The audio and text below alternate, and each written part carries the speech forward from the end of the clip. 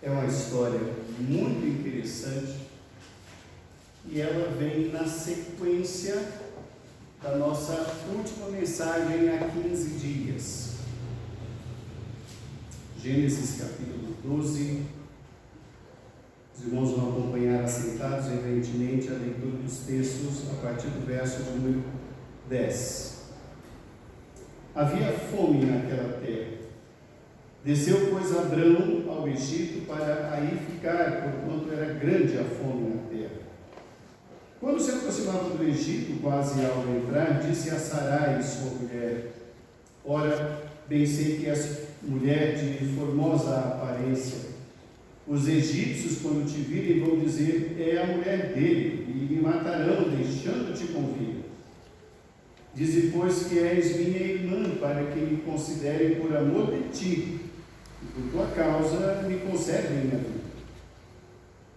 Tendo Abrão entrado no Egito, viram os egípcios que a mulher era sobremaneira formosa. Viram-na os príncipes de Faraó e gabaram-na junto dele. E a mulher foi levada para a casa de Faraó. Este, por causa dela, tratou bem a Abrão, o qual veio a ter ovelhas, bois, jumentos, escravos e escravas, jumentas e camelos. Porém, o Senhor puniu Faraó e a sua casa com grandes pragas por causa de Sarai, mulher de Abrão. Chamou, pois, Faraó a Abrão e lhe disse: que é isso que me fizeste? Porque me disseste que ela era tua mulher, e me disseste ser tua irmã?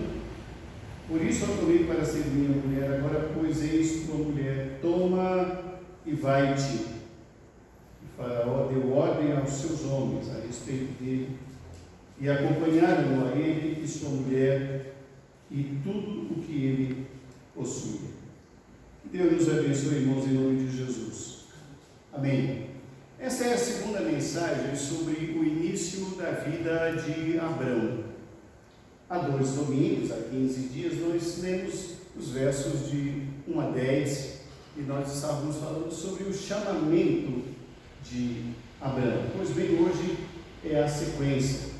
O contexto desse texto, irmãos, é muito interessante. Vamos observar o contexto desse texto.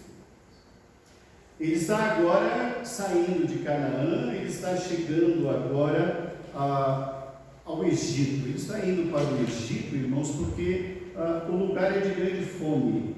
Há muita fome na terra. E o Egito, exatamente por conta do rio Nilo, ele sempre tem celeiros que podem abastecer e ajudar pessoas e grupos sociais, comunidades de regiões mais próximas ou mais distantes.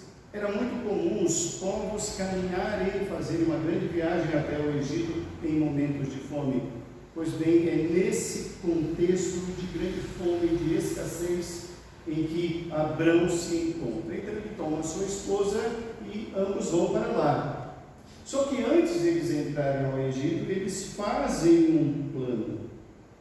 E eles entram num acordo. E a ideia é de Abrão. Abrão fala: esposa, você é muito formosa.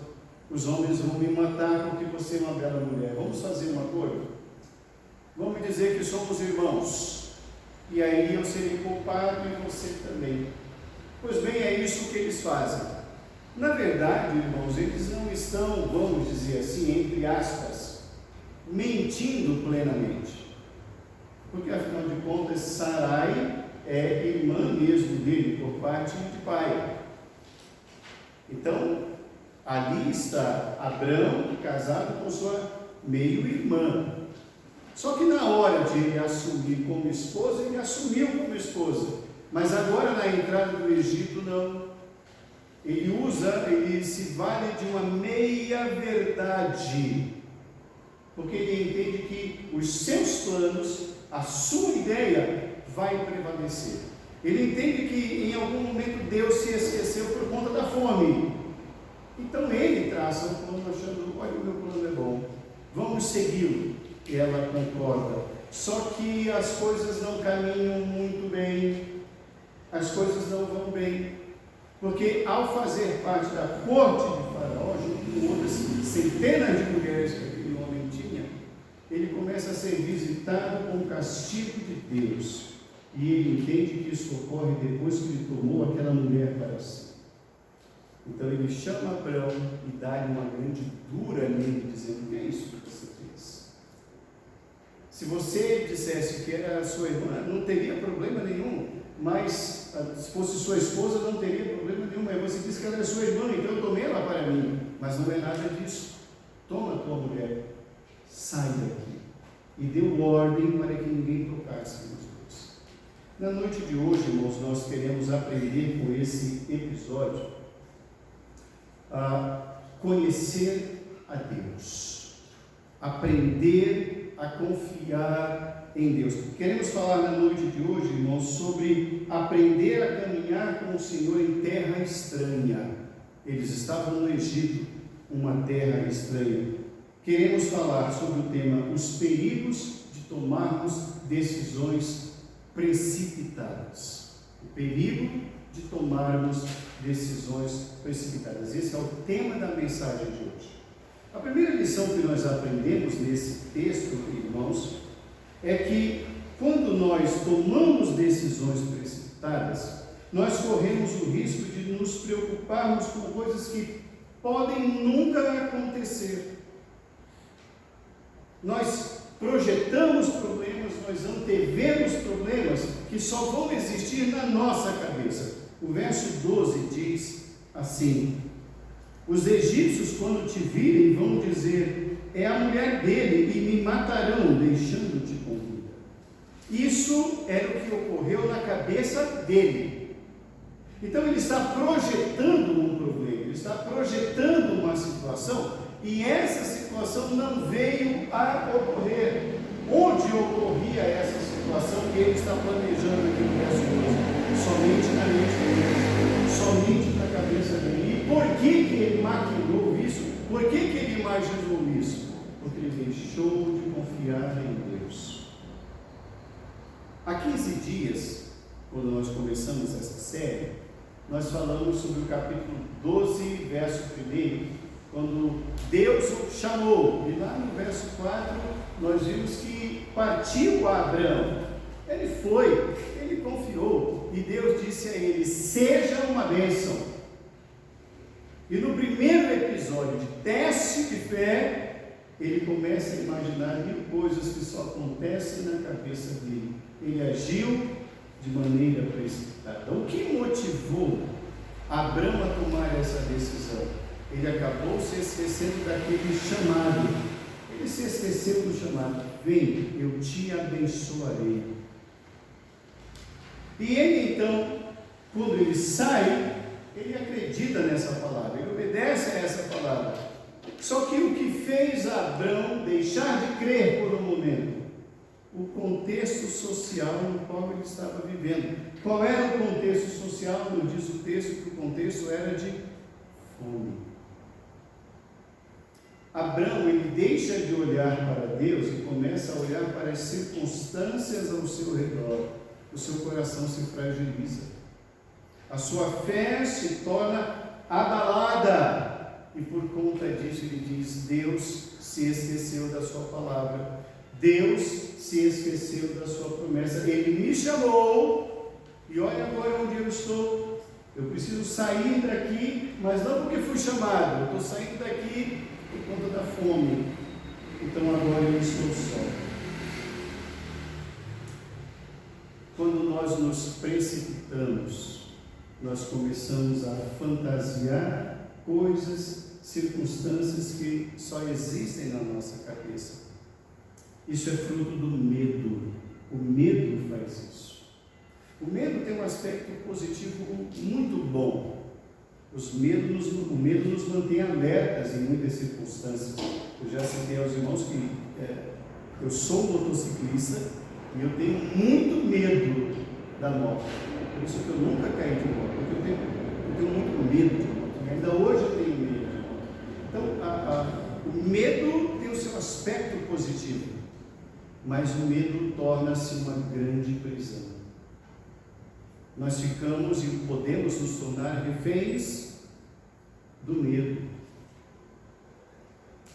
Talvez já tenha passado algo semelhante a isso que eu vou citar agora para os irmãos. Uma vez, há um tempo atrás, eu já citei isso, vou citar novamente. Você já se viu sozinho na sua casa, uma madrugada, com medo? E de repente você ouviu um barulho lá fora, e você começou a imaginar que era alguém tentando entrar em casa.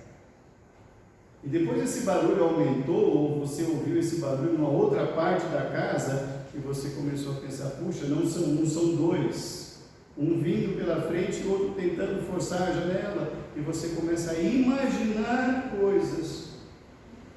O medo faz isso. Na verdade, pode ser um gato que está lá no telhado, namorando, brigando, correndo, ou o vento que bateu e algo que caiu, mas o medo nos fez imaginar circunstâncias terríveis. O medo de ser esquecido por Deus fez com que Abrão tomasse uma decisão precipitada. Ele não aguardou no Senhor. O texto que lemos há pouco na nossa liturgia dizia: tem de bom ânimo, espera, pois, pelo Senhor. Quando tomamos decisões precipitadas, nós começamos a nos preocupar ou criar circunstâncias que jamais poderão ocorrer, e isso não é bom. Uma segunda lição que nós aprendemos nesse texto, irmãos, o segundo perigo de tomarmos decisões precipitadas é traçarmos estratégias baseadas em meias verdades que podem gerar separação na família. Nós vamos então traçar uma estratégia baseada em meias verdades que podem gerar separações na família. Volte o seu olhar para o verso 13.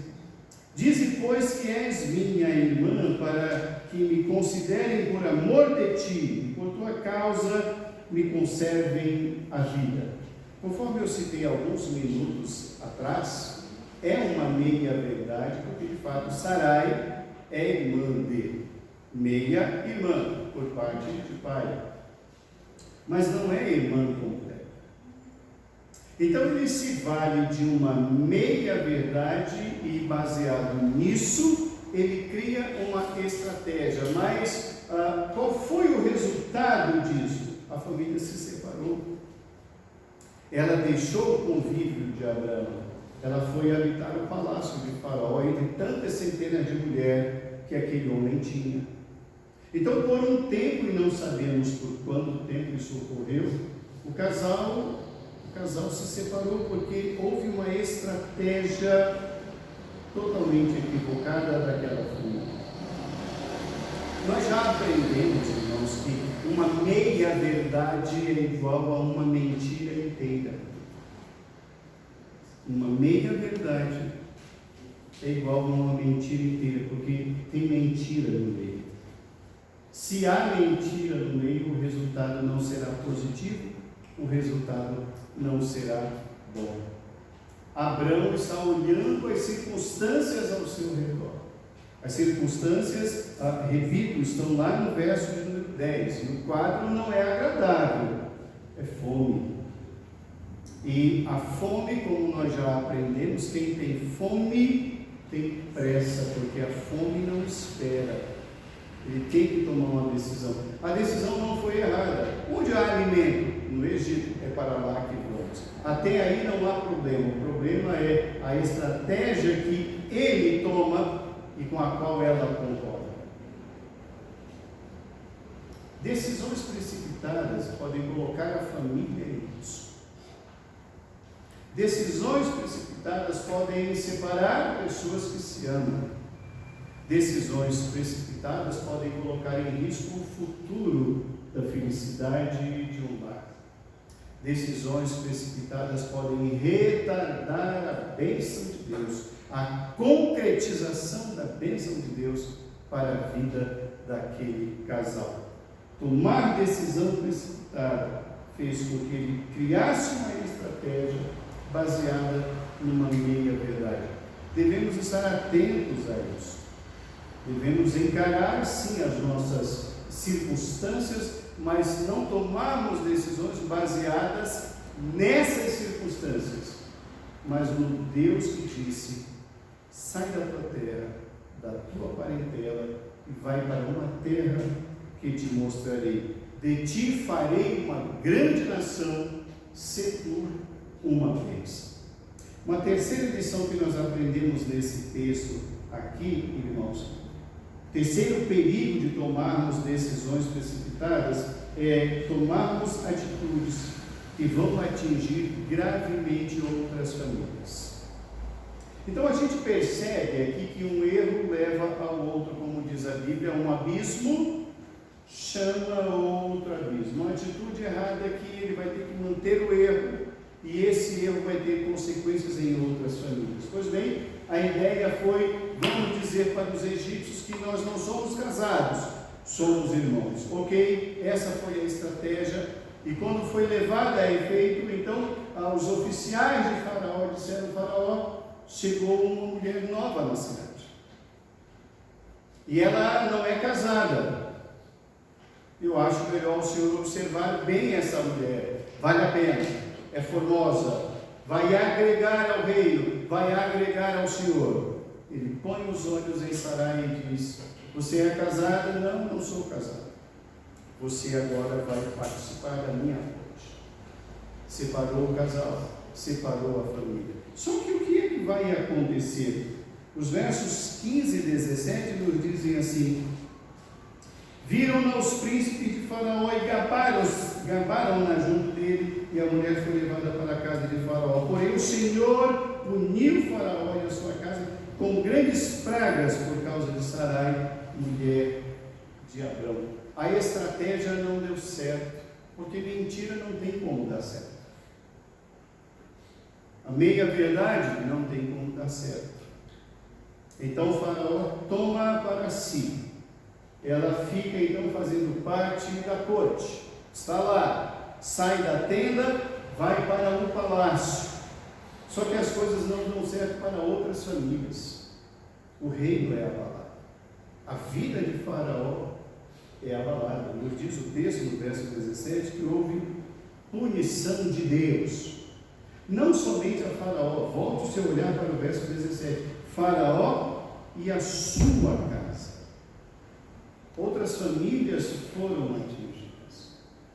Então, quando ele planejou isso em algum lugar no deserto, antes de entrar no Egito, ele não mediu as consequências de que outras pessoas estariam envolvidas. Irmãos, sempre há outros envolvidos. O outro existe. Por vezes nós imaginamos que a nossa família é apenas nuclear, a esposa e os filhos ali, e que as consequências ficarão apenas ali. Por mais que fiquem apenas ali, outros estão envolvidos, outros vão sofrer. Nesse caso aqui, outras famílias. Uma decisão precipitada. Por vezes, irmãos, nós nos vemos exatamente assim. Nós nos vemos forçados, porque achamos que estamos forçados e devemos tomar uma decisão.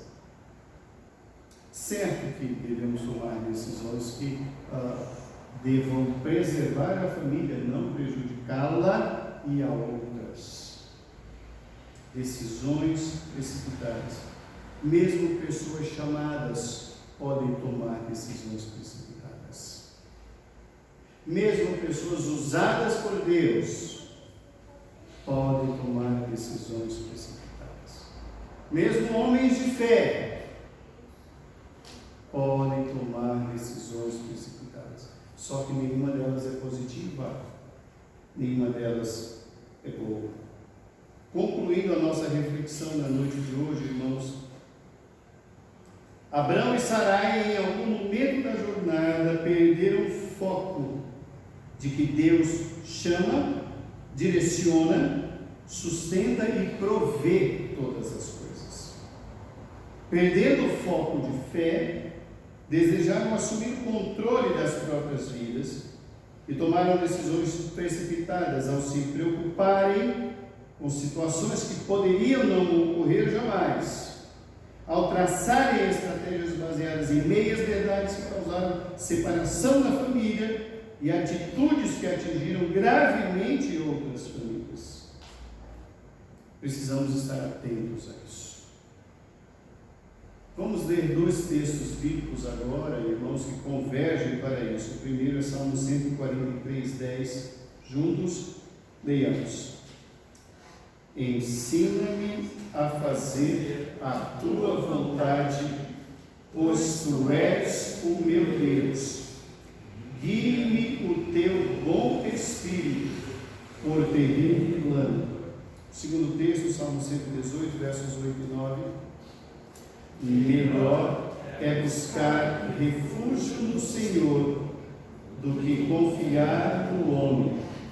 Melhor é buscar refúgio no Senhor do que confiar em Jesus. A palavra de Deus hoje, irmãos, para nós é: espere no Senhor. Fortifique-se o teu coração. Espera, pois, pelo Senhor. Tem de bom. Deus nos trouxe aqui para nos fazer lembrar de uma história de um grande homem no passado, mas que, a despeito da sua grandeza e da sua obediência, era um ser humano, como eu e você. E se aquele homem chamado amigo de Deus, pai da fé, vacilou na fé, quem somos nós? Se um homem dessa envergadura, um homem grande, rica e poderosamente usado por Deus, tropeçou, vacilou, fraquejou, deixou de crer por um momento, colocou os olhos mais na fome e nas circunstâncias do que no chamado do Senhor. Como nós nos vemos nessas circunstâncias quando a fome apertar?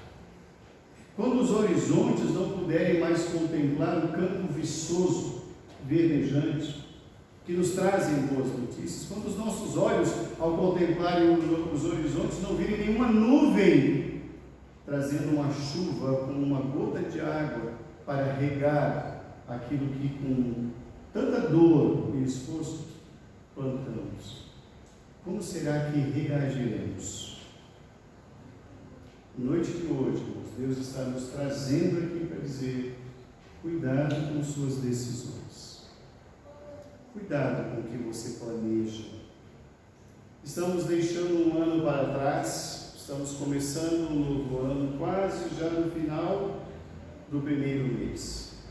Muitos planos que fizemos em dezembro, talvez nós estejamos conseguindo manter, outros já se foram. Não importa o tempo. Não importa quantos planos temos ou não deram certo. Essas coisas não importam. O que mais importa é aguardarmos no Senhor, esperarmos no Senhor, crermos no Senhor. O ano será longo. Este ano será um ano difícil. Esse ano será um ano com muitos desafios que nós sequer imaginamos. Haverá momentos em que, assim como ocorreu a Abrão, pode ocorrer a nós. Nós olharmos para um lado e para o outro e nós não contemplarmos solução. Que não façamos como o pai Abrão, que não tomemos decisões precipitadas, mas que confiemos naquele que nos chamou. Confiemos no chamado daquele homem que disse: sai da tua terra e vai para uma terra que eu te mostrarei.